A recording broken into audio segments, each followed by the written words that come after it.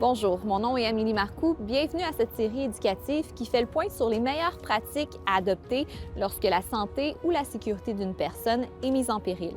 Savoir faire face a été développé par le Centre intégré universitaire de santé et de services sociaux de la Mauricie et du Centre du Québec, en collaboration avec la coopérative des ambulanciers de la Mauricie, la direction de la police de Trois-Rivières et le programme de soins préhospitaliers d'urgence du Cégep de Shawinigan. Dans cet épisode, nous allons aborder différents problèmes de santé qui surviennent particulièrement l'hiver, comme les virus respiratoires, l'hypothermie et les chutes causées par des surfaces glacées.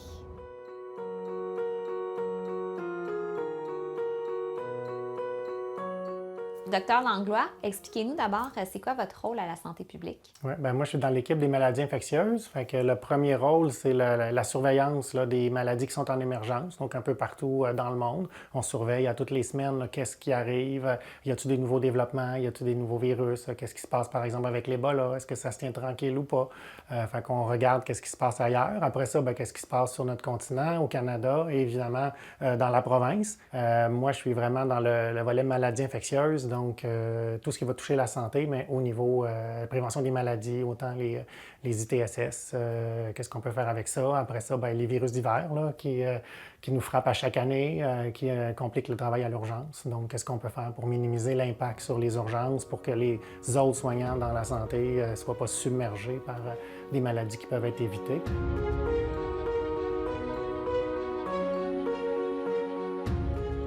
C'est quoi les virus qui circulent le plus pendant l'hiver? Mais dans les plus connus, évidemment, la COVID là, fait partie maintenant de nos virus d'hiver réguliers. Là. L'influenza, la grippe est toujours fréquente. Sinon, le virus respiratoire syncytial, qu'on appelle le VRS, là, on entend parler de plus en plus souvent parce que ça touche beaucoup les bébés, les jeunes enfants chaque hiver. Ça entraîne des hospitalisations qu'on espère pouvoir éviter ou les personnes très âgées. Et là, maintenant, on a des traitements qu'on peut donner pour prévenir. C'est pour ça aussi qu'on en parle plus. Donc, des gens ciblés, on peut leur donner des anticorps en prévention pour pas qu'ils développent la maladie quand ils sont dans la saison. Sinon, il y a toutes sortes de virus respiratoires dans la famille du rhume, là. Fait que le rhinovirus, mais il y en a plein d'autres dans la famille des entérovirus. C'est quoi les symptômes qui sont associés à chaque virus? Si on veut vraiment déterminer là, la COVID, de la grippe, du rhume. C'est sûr que maintenant, la COVID, chez la plupart des gens qui l'ont eu, qui ont été vaccinés, qui ont développé des anticorps, la COVID ressemble plus à un rhume. C'est important de faire la différence entre l'influenza, qui est la grippe saisonnière, et les autres virus d'hiver là, qui donnent le rhume. C'est vraiment la gravité des symptômes en premier. La grippe, l'influenza, va donner habituellement une grosse température qui va durer plusieurs jours. On est souvent 3 à 5 jours, la fièvre au-dessus de 39. Les gens vont avoir des douleurs musculaires importantes la plupart du temps. Des gros maux de tête qui peuvent durer aussi plusieurs jours, tandis que le rhume va avoir des symptômes plus légers. Si les gens font de la fièvre, ça va être moins longtemps, 1 jour, 2 jours, rarement plus que 3 jours. Un petit mal de gorge, mal de tête qui ne durera pas très longtemps, qui va passer rapidement. Puis évidemment, un peu de tout. Les deux vont donner de la toux, mais habituellement, quand c'est l'influenza, la grippe, ou quand les gens développent une complication des autres virus d'hiver, quand ils se mettent à faire une pneumonie, bien là, la toux va être plus grasse, plus grave, vont avoir plus de sécrétion. À ce moment-là, difficulté à respirer peut aussi nous orienter. Si on a soit l'influenza, la grippe, ou si on a une complication de nos virus d'hiver. Parce que malheureusement, ça arrive. Là, suite, les gens attrapent un virus, puis ça, c'est banal, le système immunitaire s'en débarrasse. Mais suite au virus, les gens peuvent développer une otite, une sinusite ou une pneumonie, des complications souvent bactériennes suite à ce virus-là. Donc, c'est comme s'il en profite pour se développer à la suite. Donc, c'est pour ça qu'on regarde les signaux de gravité beaucoup. Expliquez-nous comment on soigne la COVID, la grippe, le rhume. Oui, dans le fond, ce qui est important souvent dans ces infections-là, c'est que principalement, c'est des infections virales, donc ils vont passer tout seuls. Fait qu'il faut prendre notre mal en patience, on prend du repos, on peut faire, si on est très congestionné, des toilettes nasales, Advil, Tylenol pour soulager les symptômes le plus possible, on s'hydrate bien. Il y a certains médicaments, certains sirops en pharmacie aussi qui peuvent être offerts. Le pharmacien, des fois, il y a des choses derrière le comptoir qu'il peut nous proposer. Fait que c'est bon d'aller le voir, appeler au 811. Puis, on surveille nos symptômes. Habituellement, si on a des symptômes classiques, congestion nasale, de la toux, on peut faire un petit peu de fièvre pendant quelques jours. Habituellement, ça passe, puis ça va passer tout seul en 5 à 7 jours, exemple pour la grippe, l'influenza. Des fois, il y a certains virus, des rhumes qui peuvent durer jusqu'à 14 jours. Vous avez mentionné l'importance de faire l'hygiène nasale. Pourquoi? Dans le fond, l'hygiène nasale, surtout chez les très petits, ça va être aidant parce qu'ils ne sont pas capables de se moucher efficacement. Fait que souvent, en bas de 5 ans, même 5 ans, des fois, c'est limite. Ils vont pas être capables de sortir efficacement les sécrétions nasales quand on est super congestionné. Donc, ça va aider à libérer tout ce qui est congestion, libérer l'écoulement nasal, aider à diminuer la toux. Ça va aussi être associé à une diminution des otites, une diminution des complications reliées au virus. Ça va aider aussi chez les petits bébés à avoir une meilleure alimentation, un meilleur sommeil parce qu'on va aider à les dégager. Fait que ça, c'est pour ça qu'on les priorise vraiment chez les enfants à faire la toilette nasale chez tous les enfants. Pour les adultes aussi, ça va être aussi très efficace surtout chez les personnes qui vont avoir beaucoup de sinusite chronique, de la congestion à répétition. Ça va aider à diminuer ces symptômes-là puis diminuer le fait qu'on ait besoin d'aller vers des antibiotiques parce que les symptômes ne passent pas. À quel moment on consulte? Oui, bien dans le fond, il faut toujours utiliser son jugement. Fait que ça, c'est la première chose là, très, très importante. Quand les gens sont mêlés, ça vaut la peine d'appeler le 811. Puis, il y a une infirmière qui va évaluer, qui va vous poser des questions, qui peut demander certaines évaluations supplémentaires, qui peut aiguiller. Il y a le site Vous êtes malade, qui est fait par des gens ici là, dans notre région. Donc, adapter les outils qu'on voit sur le site Internet permettent aux gens de s'orienter. Là aussi, on voit les différentes catégories. Quand est-ce que c'est urgent de se déplacer? Quand est-ce que c'est moins urgent et où on doit aller? Est-ce qu'on va en clinique? Est-ce qu'on va voir le pharmacien? Il y a aussi moyen de se faire dépister des fois sans avoir besoin de voir un professionnel de la santé, là, un médecin ou une super infirmière pour avoir un diagnostic. Donc, on peut se présenter directement. Puis sur les sites Internet, vous avez les liens avec ce qu'il faut surveiller, les consignes. Ça permet aux gens d'être plus autonomes, plus indépendants, mieux comprendre aussi qu'est-ce qui est important de regarder. Puis des fois, c'est pas les mêmes choses. Les adultes, on ne surveille pas nécessairement les mêmes choses que les jeunes enfants. Donc, des fois, ça devient dur de tout retenir, là, les critères, mais ils sont tous là, sur le site Internet à ce moment-là. Donc, je pense que c'est une belle porte d'entrée. Puis, toujours moyen de consulter. Sinon, quand c'est pas trop urgent, un autre professionnel, des fois les pharmaciens peuvent vous aiguiller aussi directement. Qu'est-ce qu'on fait avec la fièvre, comment la gérer, les quantités de médicaments qu'on doit donner aux enfants et tout ça, ça peut être fait, là. Donc le pharmacien peut donner une panoplie de conseils comme ça, là, intéressant.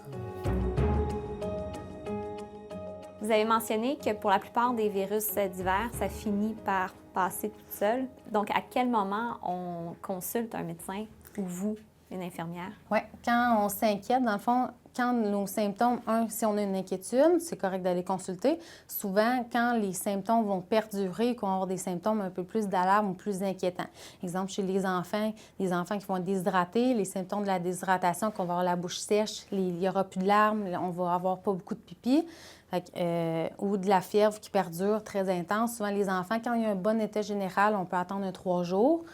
Au-delà de 3 jours, qu'on voit que ça persiste, ça passe pas, là, on peut aller consulter. Sinon, habituellement, ça va passer tout seul. La détresse respiratoire quand on est essoufflé ou la fièvre chez les enfants de 3 mois, évidemment, là, tous les enfants de 3 mois, c'est mieux d'aller consulter immédiatement parce qu'ils sont très petits. Chez les adultes, souvent, la fièvre peut être un petit peu moins présente. On va avoir tendance à moins faire de fièvre, mais tout ce qui est essoufflement, difficultés respiratoires, des douleurs dans la poitrine, des gros mal de tête qui sont inhabituels, qui vont qu'en augmentant, des gros mal de ventre très intenses. Ou si on a une inquiétude, on est mieux d'y aller. Mais si c'est des symptômes classiques de grippe, on tousse, on coule du nez, on est congestionné, on a mal à la gorge, idéalement, il faut attendre à la maison, puis ça va passer. Pourquoi on est plus malade en hiver?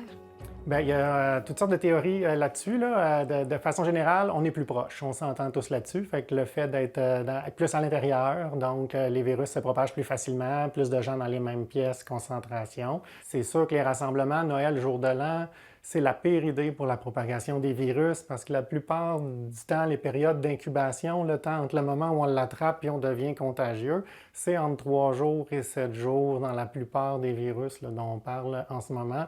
Comment on prévient les virus respiratoires? Pour les virus respiratoires, souvent, le mode de transmission, ça va être par gouttelettes ou par les voies aériennes. Donc, on peut porter le masque, on se lave les mains. Les mains, c'est des grands vecteurs de virus dans tout ce qui est prévention. Donc, si, exemple, on est proche aidant ou on a des gens qui sont plus à risque dans la famille, on peut porter un masque autant que ce soit nous qui sommes malades ou la personne qu'on va aider. Pour nos enfants, souvent, on ne portera pas de masque, mais ça va être vraiment désinfecter les surfaces, tout ce qui peut être à risque d'avoir eu des contaminants de congestion, de tout. Puis, on se lave les mains après de faire nos actions, surtout avant de manger, des choses comme ça, là, pour ne pas ingérer les virus. Il y a aussi les vaccins qui sont importants. Il n'y a pas des vaccins contre tous les virus qu'on peut avoir, mais il y a des vaccins pour certaines maladies comme le coronavirus, l'influenza. Les vaccins, quand il y en a qui sont disponibles, bien, la plupart sont efficaces. C'est sûr que c'est jamais ou pas souvent 100 mais des fois, comme pour l'influenza, ce qu'on vise, c'est une efficacité à peu près de 50 C'est une bonne efficacité, tant mieux si on atteint 65 ou encore plus. Mais ça fait en sorte que les gens le développent moins. Ça ne veut pas dire que vous êtes blindé, immunisé, que vous n'avez plus besoin de faire attention, mais au lieu d'être contagieux pendant 5-6 jours, vous allez peut-être être contagieux pendant 3 jours et excréter 5-6 fois moins de virus que si vous n'aviez pas eu la vaccination ou le rappel à ce moment-là. Donc, les vaccins restent aussi une bonne façon de prévenir certaines des infections qu'on peut avoir l'hiver. On entend beaucoup de choses, entre autres les bonnes vieilles vitamines en hiver, mais c'est quoi le vrai truc pour ne pas tomber malade en hiver? Pour ne pas tomber malade, bien, première chose, être en santé le plus possible. Fait que c'est vrai que bien dormir, bien manger, c'est quelque chose qui va aider. Faire de l'exercice aussi, ça aide. On commence à avoir des liens avec même le stress. Donc, l'ensemble des mesures de santé, c'est important. Alcool, drogue, donc les habitudes de vie aussi sont importantes pour se donner le plus de chances pour avoir le meilleur système immunitaire.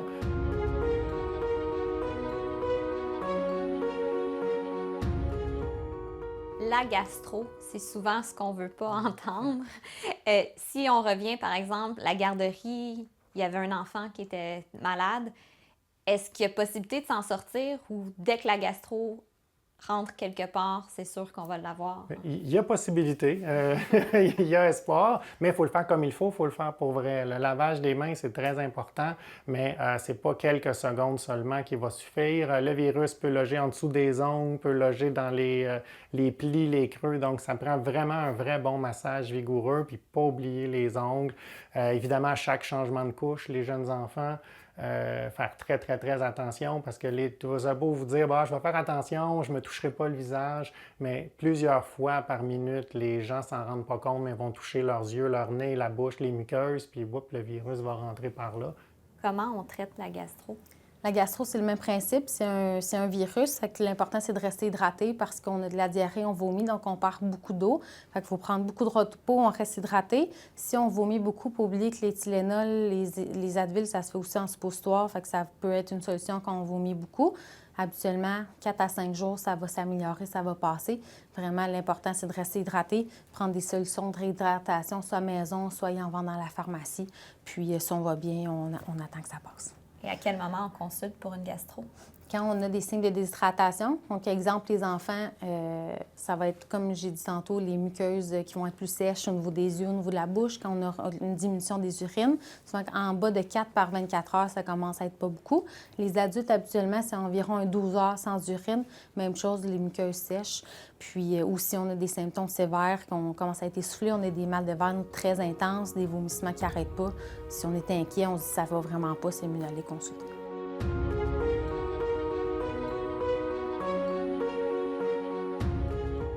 L'hiver, il y a aussi des risques d'hypothermie? Bien oui, l'hypothermie, c'est quand on n'est plus capable de maintenir notre température corporelle. C'est sûr que l'hiver, il y a plus de chances que ça arrive quand la température extérieure est froide. Normalement, on se fait toujours une barrière de protection autour de nous. Quand il vente fort, ben là, notre barrière de protection de chaleur, on ne l'a plus parce que le vent l'amène plus loin, l'amène ailleurs, donc on perd notre chaleur plus rapidement. Si on est mouillé aussi, fait que les vêtements qui sont mouillés, quelqu'un qui tombe dans l'eau sous la glace, ça, c'est un grand classique. Mais sinon, juste le fait d'avoir fait du sport, d'avoir transpiré, on ne refait plus cette espèce de bulle de chaleur-là autour de nous. Donc, c'est des contextes qui peuvent mener à l'hypothermie. Normalement, on a des bons mécanismes pour y faire face. Le premier, c'est de se dire qu'il faut se mettre en sécurité. Donc, quand les gens commencent à avoir froid, sentiment de désagrément, on va chercher protection, chaleur. Puis après ça, on se met à frissonner, grelotter. C'est quoi les risques associés à l'hypothermie et les engelures aussi? Oui, bien c'est ça. Pour ce qui est de l'hypothermie, quand c'est léger, habituellement, il n'y aura pas de séquelles, il n'y aura pas de conséquences, mais il faut faire attention parce que la température peut baisser. Puis, au-dessus de 35 degrés, c'est correct. 32, là, ça commence à être plus sévère. Puis, plus on est bas, en bas de 30, en bas de 28, là, c'est associé à la mortalité ou ça peut laisser des dommages là, au niveau des organes. On ne tombera pas en hypothermie en ayant froid dehors. Non, puis pas d'un coup comme ça. Là.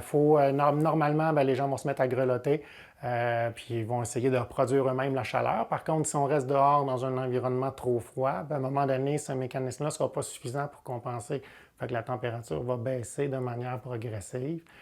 Puis à ce moment-là, plus ça baisse, plus on va voir des signes. Les gens, au début, c'est juste des picotements, là, les doigts, les orteils, ça, c'est pas si grave. Mais à un moment donné, ça devient vraiment de la douleur. Fait que là, ça va faire très mal. Sinon, quand on va plus loin, ça va même toucher le système neurologique. Fait que les gens vont être ralentis, vont se mettre à avoir plus de misère à parler, à réfléchir, vont oublier des choses. Là, il est déjà rendu tard là, à ce moment-là. Après ça, pour ce qui est des engelures, ça va d'abord commencer souvent par un changement de coloration au niveau de la peau. Là, on a encore un certain temps pour réagir, mais il ne faut pas se dire j'attendrai d'avoir mal, parce qu'à un moment donné, les dommages à la peau comme tel, là, le bris là, des couches de surface, on peut le voir quelques heures après. Il ne faut pas attendre qu'on ait des cloques d'eau, là, comme quand on a des brûlures, ou le dommage il est déjà installé, il est déjà trop tard, l'inflammation va être là. Puis là, quand ça va dégeler, là, le sang revient. Puis là, l'inflammation est pire encore. Là. C'est sûr que les personnes âgées sont plus sensibles aussi, de façon générale, au froid. Moins de masse musculaire, des fois au niveau adipeux. Il y en a qui ont des changements aussi qui font qu'ils ont de la misère à retenir leur chaleur. Puis quand on frissonne, c'est les muscles qui se contractent puis qui produisent la chaleur. Fait que si on a une moins bonne masse musculaire avec le temps, avec l'âge, à ce moment-là, la récupération de la chaleur se fait moins. Puis les jeunes enfants, ils ont moins tendance à nous le dire, à le réaliser. Aussi, la tête est plus grande, la surface corporelle est plus grande, donc ils perdent leur chaleur beaucoup plus rapidement que les adultes. Fait qu'un adulte peut être confortable encore au froid, alors que l'enfant, lui, un petit enfant qui n'aura pas appris à le dire, peut même commencer de l'hypothermie.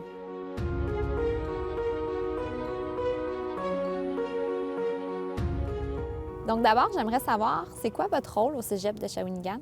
Moi, je suis enseignant en soins préhospitaliers d'urgence, donc j'enseigne au programme technique de soins préhospitaliers d'urgence au Cégep.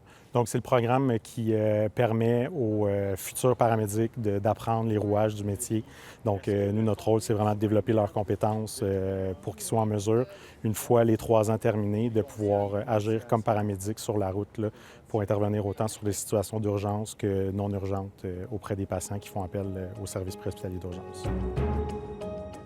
Est-ce que je me trompe ou justement les appels pour l'hypothermie, là, quand vous êtes appelé à intervenir pour des cas d'hypothermie, ça vient avec d'autres choses, par exemple un accident, on est tombé à l'eau ou... Oui, en fait, il y a différentes situations. Les accidents, quand ils sont à l'extérieur, effectivement, on peut se retrouver avec une conséquence de l'accident qui génère de l'hypothermie. Les traumatismes aussi peuvent causer de l'hypothermie à plus long terme. En fait, le corps est plus sensible à l'hypothermie quand on a un traumatisme. Mais oui, le tomber à l'eau, de faire la fête dehors, là, il n'est pas rare que quand les gens font la fête à l'extérieur, qu'ils prennent de l'alcool, bien ça favorise l'apparition de l'hypothermie. Puis l'alcool fait aussi en sorte là, de moins bien transmettre les signaux de froid, de frisson. Ça altère un peu le jugement aussi. Là, donc, c'est pas rare que pour les paramédics, les cas d'hypothermie sur lesquels on va intervenir vont avoir une composante là, de consommation d'alcool qui est associée. CCS, c'est pour le véhicule 004. Vous intervenez pour une personne inconsciente. Les passants disent qu'elle serait potentiellement en hypothermie. 10-4, on se met en direction. Bonjour, monsieur. Monsieur, êtes-vous avec nous? Oui. On va l'asseoir.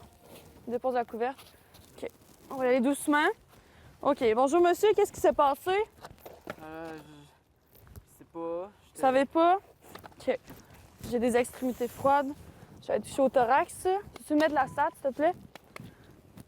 OK, j'ai un thorax froid. Est-ce que je vois pas d'engelure au niveau des mains? Vous avez froid? Ouais, il fait froid là. Savez-vous qu'est-ce qui s'est passé? Ben, je faisais la fête, puis je me suis mis dans le banc de neige parce que j'étais fatigué. Là. OK. Avez-vous la difficulté à respirer? Non. Non. Parfait. J'ai pas de SAT fiable, donc je vais vous mettre un 100 Ça va vous aider à respirer, OK? On voit pas d'engelure. Êtes-vous capable de bouger vos orteils? Oui. OK. Êtes-vous capable de bouger vos mains? Serrez mes doigts. OK. C'est quoi votre prénom? J'ai Jay, vous avez quel âge? 20 ans. 20 ans, OK. Gardez vos mains sur vous, je vais vous coller vers moi, OK? Ça va pencher.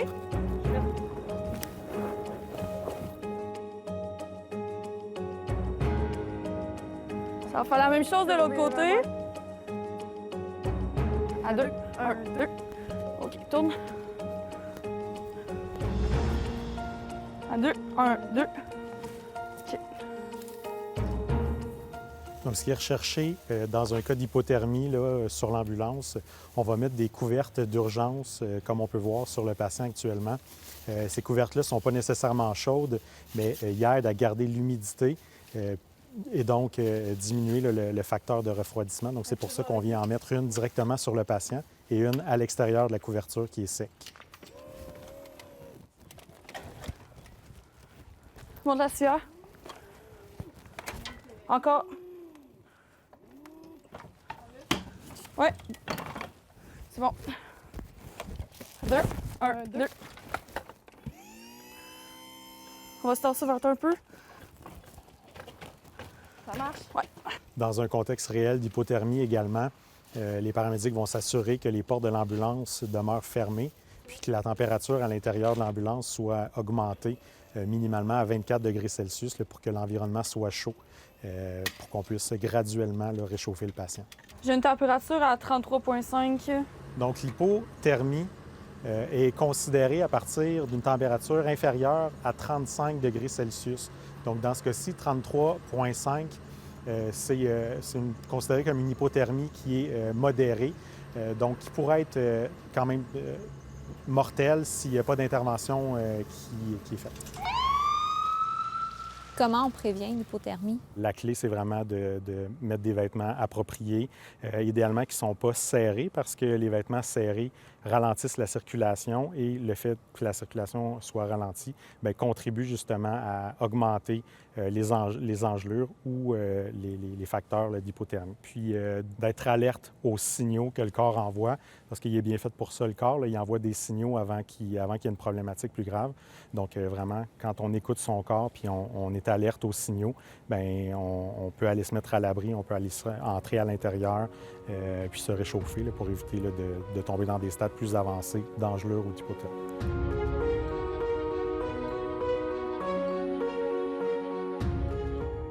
En hiver, il y a aussi beaucoup de neige, de la glace. Est-ce que vous avez plus de consultations pour les chutes? Mais oui, l'hiver, malheureusement, on voit beaucoup de chutes.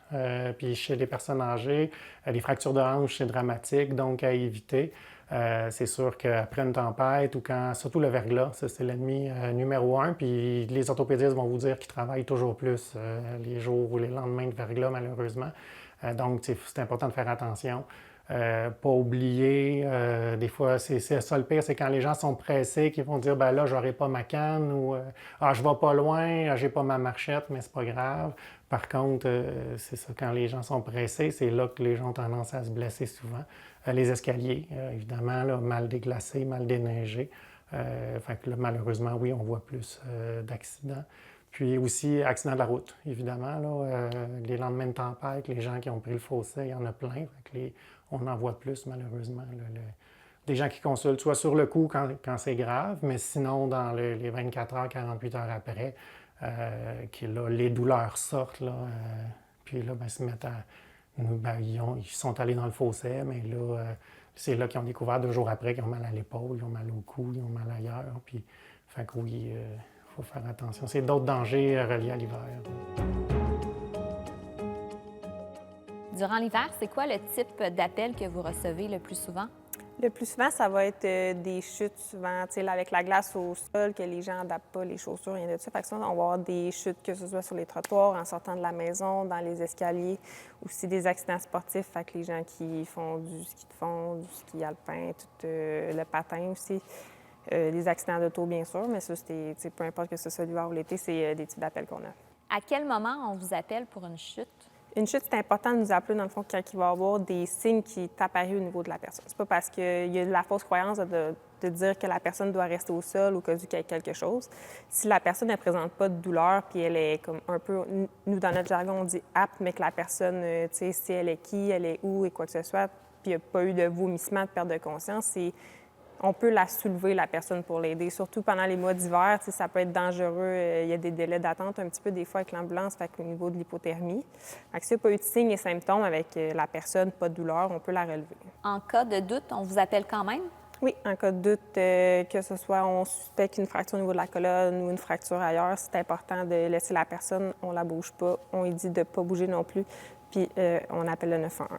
Quand vous arrivez, vous, qu'est-ce que vous faites? Nous, on va aller prendre la relève. Puis la personne qui va être restée auprès de la victime, nous, on va pouvoir lui dire de quitter, ou si c'est une personne importante, de nous indiquer qu'est-ce qui est arrivé, c'est avoir vu l'accident. Et après ça, on va prendre la personne, s'il y a des douleurs, on va faire nos protocoles. Ensuite, puis on va pouvoir se diriger à l'hôpital. Quel genre de protocole pour une chute, par exemple? Oui, dans le fond, nous, si la personne présente des douleurs, on va venir la mettre dans un matelas immobilisateur. Fait que c'est comme un plâtre pour tout le corps, mettre un collet cervical, c'est des douleurs au niveau du cou et de la colonne. Ensuite, si la personne ne présente pas de douleur, on va pouvoir la lever tranquillement, l'installer sur notre civière, la réchauffer dans l'ambulance, puis on va pouvoir se diriger à l'hôpital. Qu'est-ce qu'on peut faire pour prévenir des chutes en hiver? Pour prévenir, ça va être important pour nous comme pour les personnes dans la vie au quotidien. Ça va être d'avoir des bonnes bottes, si on est capable d'avoir des crampons. Nos escaliers, aller les pelleter, mettre du sel pour être certain que ça ne glisse pas non plus. C'est toutes les préventions. C'est important aussi, on parle de marcher en pingouin au niveau de la glace, fait faire des petits pas pour éviter de chuter aussi.